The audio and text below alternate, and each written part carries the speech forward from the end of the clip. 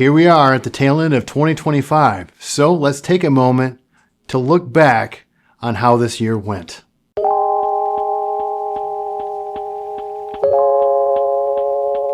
First of all, right at the top of the year, we moved into a new space. I was approached by Child and Family Charities to see if I would be wanting to become one of the members within the nonprofit hub. I jumped at the chance. We moved in January and we built out the new studio space. We did our first live broadcast right out of the studio for the grand opening of the nonprofit hub. I came up with a brand new fundraising idea called the UnoCup, and it was a live stream broadcast Uno tournament where 9 nonprofits from the nonprofit hub competed. That was the premier event, and it went really well. They had celebrity players and we had celebrity announcers, and it just went really well. It was a fun night. So we're really excited about what this could mean, and it's become a brand new service, and that was the whole gist of opening up the studio, becoming a live broadcast studio. Another thing that we developed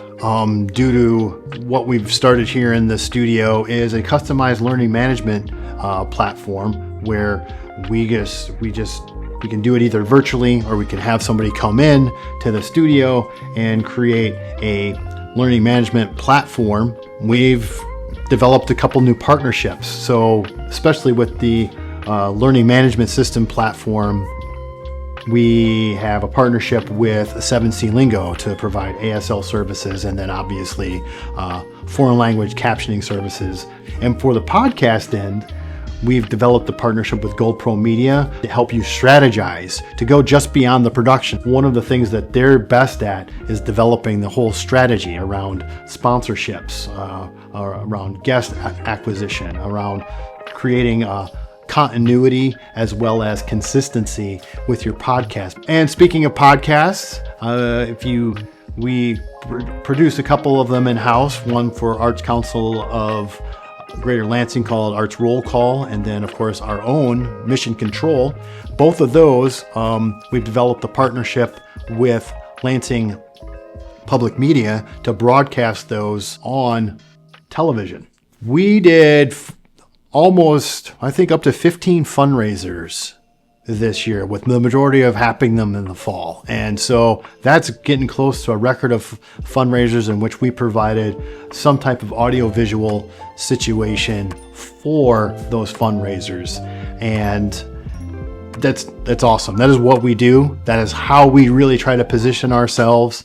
And so with that, we raised a record $1.5 million in this area for this year due to how we helped those fundraisers through the media we created for them.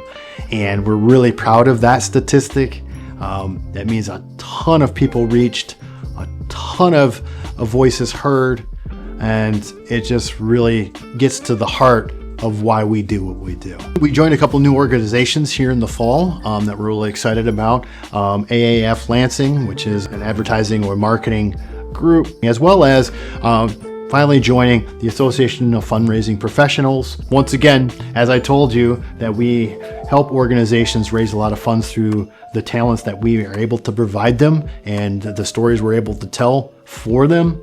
It was an easy fit for us to join the Association of Fundraising Professionals, and we're looking forward to doing more with them in the coming year. We were a platinum winner in both videographers and video production companies with Community Votes Lansing, and we're really proud of that. I mean, we've won these awards before, but for some reason this year especially is a little bit sweeter with all the new things that we're doing and happening.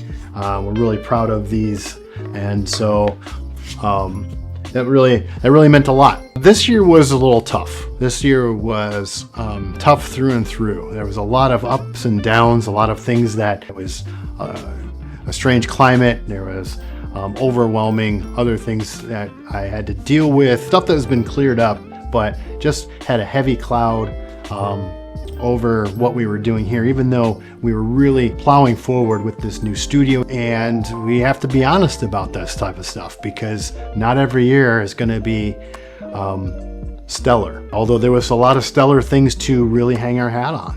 And so that's what we do. And then lastly, last few weeks have been especially hard with 2025 when I lost my dad, who was a huge supporter of what I established here from the very beginning. He will be truly missed, and I'm really bummed that he didn't get to see this studio as it is today. And so he'll always be with us. His spirit will guide us and be with us as we go forward into 2026.